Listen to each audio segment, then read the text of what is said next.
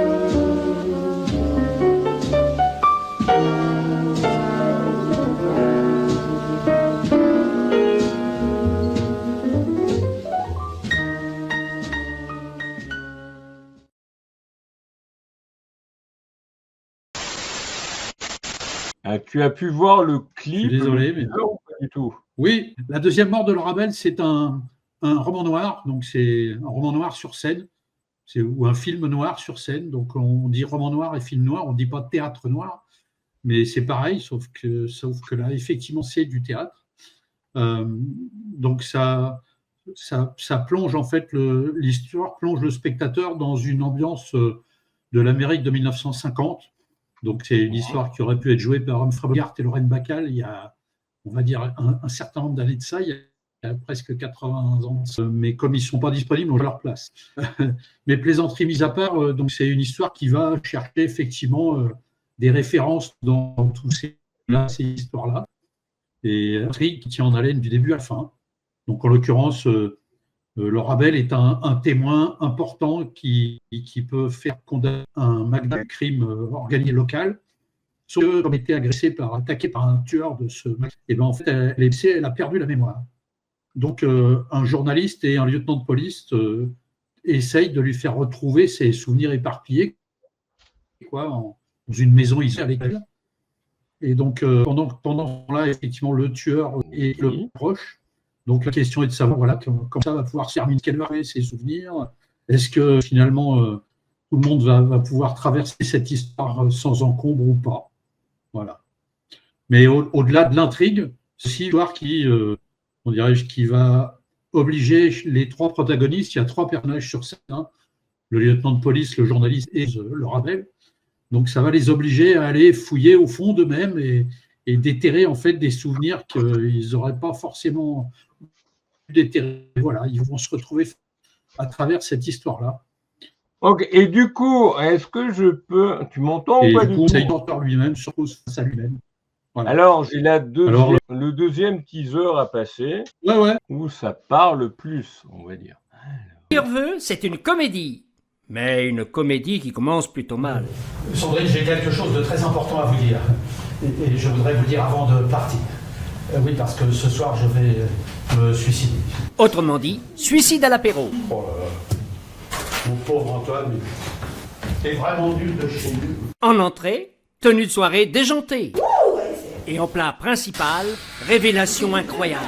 Mais vraiment incroyable. On est plusieurs.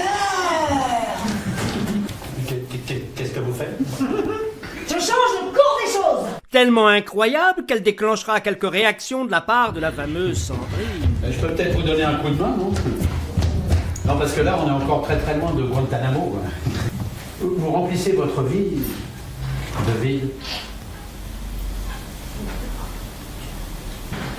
Je ne vous permets pas.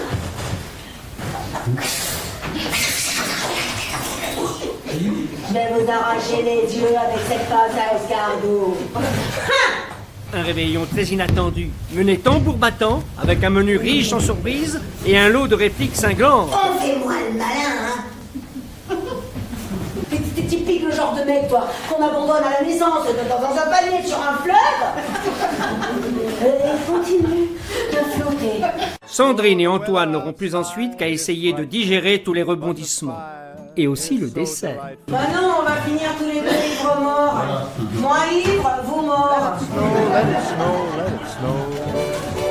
It doesn't show signs of stopping, and I brought some corn for popping. The lights are turned down low. Let it snow, let it snow, let it snow. When we finally kiss goodnight, how I'll hate going out in the storm. Pour défendre ces Voilà. deux pièces, vraiment celle-ci, les deux sont complètement différentes.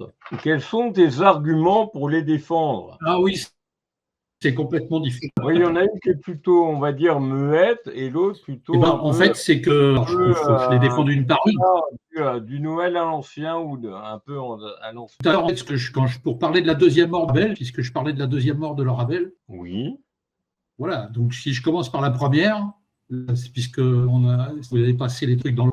La deuxième mort de Laure Rabel, en fait, on allait du début, voilà, dans une ambiance entièrement d'époque, avec une musique entièrement d'époque. Donc, toutes les musiques qu'on entend dans ce spectacle-là sont antérieures à 1950, d'ailleurs, voilà, avec notamment du Billie Holiday. Et donc, ça va tenir le spectateur en haleine du début à la fin, en l'embarquant dans une ambiance noire et prenante et tendue et un peu oppressante, il faut le dire.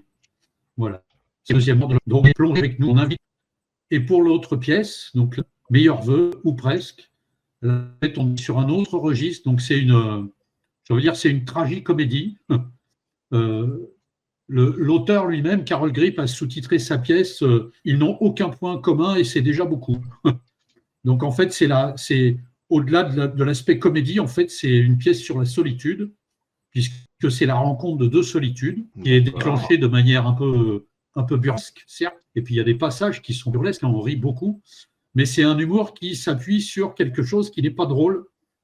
J'ai envie de dire un peu comme Le Père Noël est une ordure, qui fait beaucoup rire. En fait, le fond du Père Noël, c'est pas drôle du tout. Là, c'est un peu pareil, quoi. Le fond est pas drôle, mais par contre, on arrive à rire beaucoup, quoi, de ces deux solitudes qui se croisent. Voilà. Et vous, au niveau de ce spectacle, justement, quelle est la distribution? Il y a notamment vous, et justement, quelles sont vos références et sources d'inspiration?